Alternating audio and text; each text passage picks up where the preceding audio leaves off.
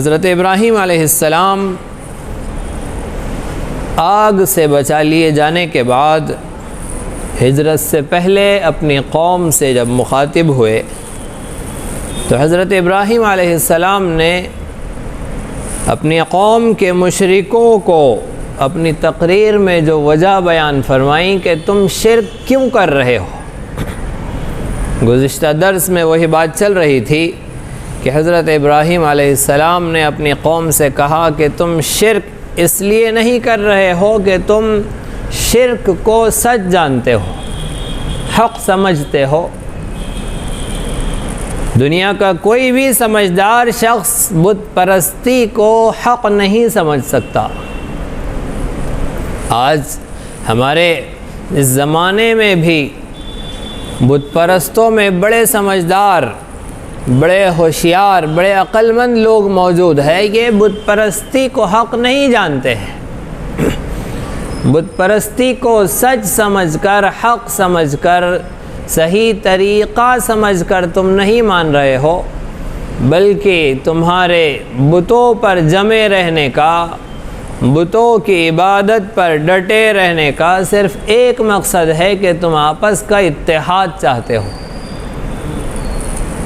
کیوں بتوں کے خلاف کہہ کر خاندان میں توڑ ٹکڑا کیا جائے؟ کیوں آپس میں نفرتیں پھیلائی جائے؟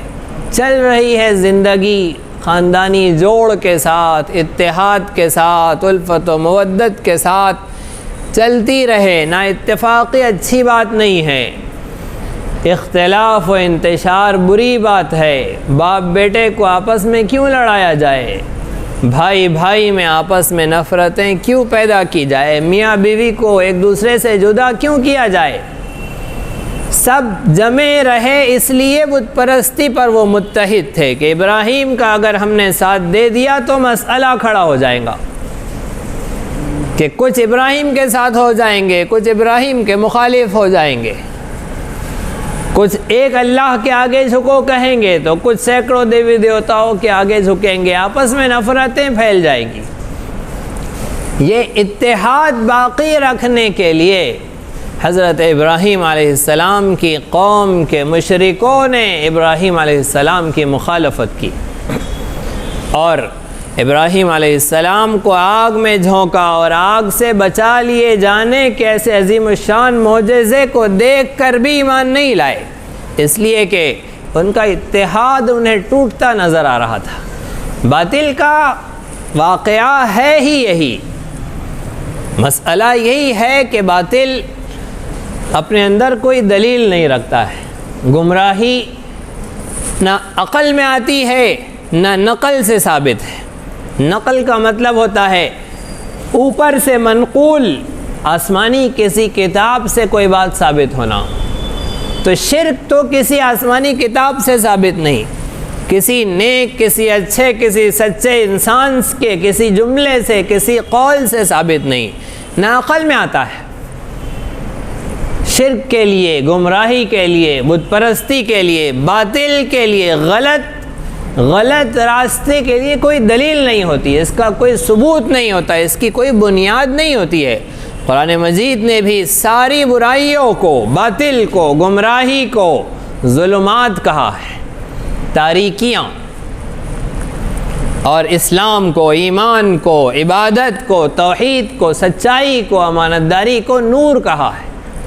نور کا اپنا وجود ہوتا ہے، اس کی اپنی پہچان ہوتی ہے۔ ظلمات کا، تاریکیوں کا کوئی وجود نہیں ہوتا ہے۔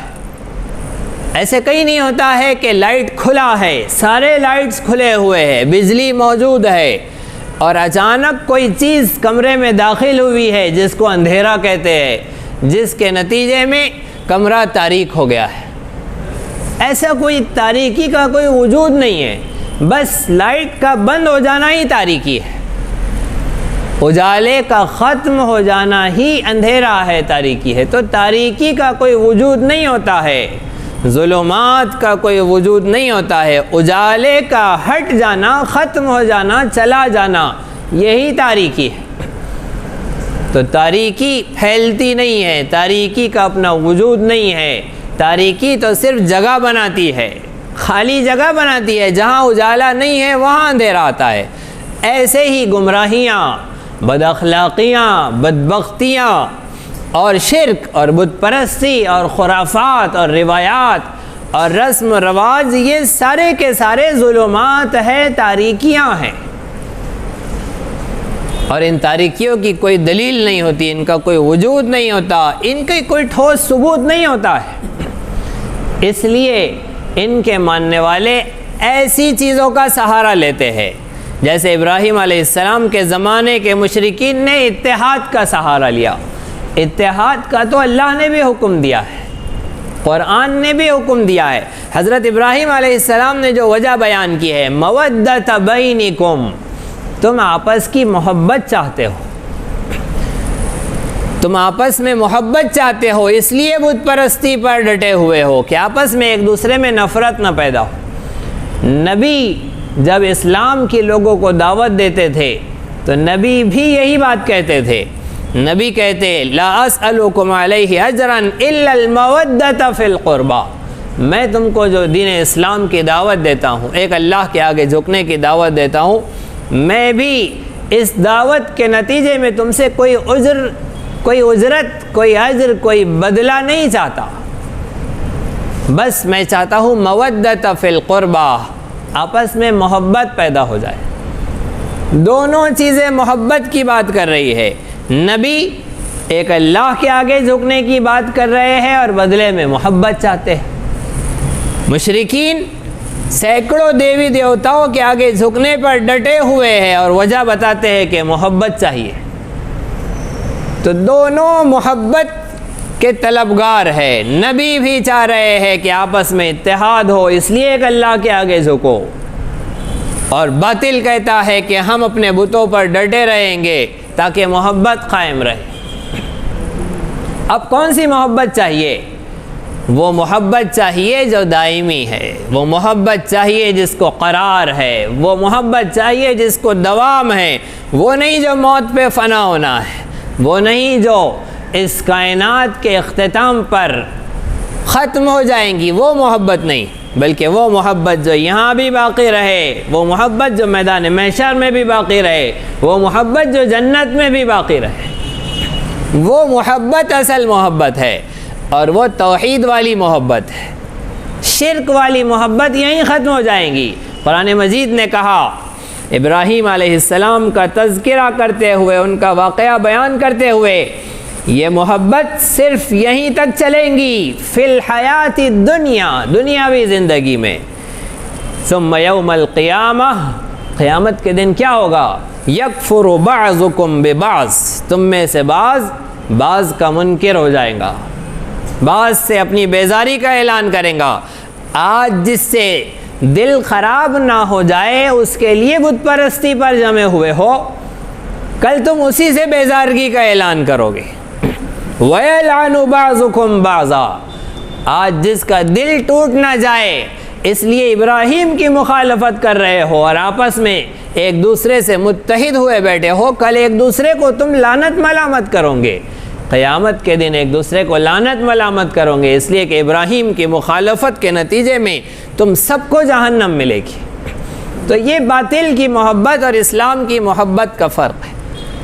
آج کی مجلس میں حضرت ابراہیم علیہ السلام کے اس تذکرے سے یہ نصیحت لیتے جائیے کہ ہر وہ محبت جو باطل پر جمے رہنے کی وجہ سے پیدا ہوں گی، کل قیامت کی نفرتوں کا سبب بنے گی، موت پر ختم ہو جائیں گی یہ محبتیں، اور ہر وہ محبت جو اللہ کے لیے ہوں گی وہ دنیا میں بھی باقی رہیں گی اور آخرت میں بھی باقی رہیں گی۔ یہ ابراہیم علیہ السلام کی قوم کا تذکرہ شرک کی ظلمت کا، شرک کی برائی کا، شرک کی خرابی کا تھا۔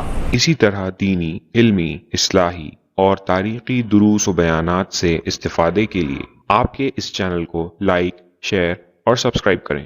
یہ نغمہ حور جنت ہے، یہ ساز تم کو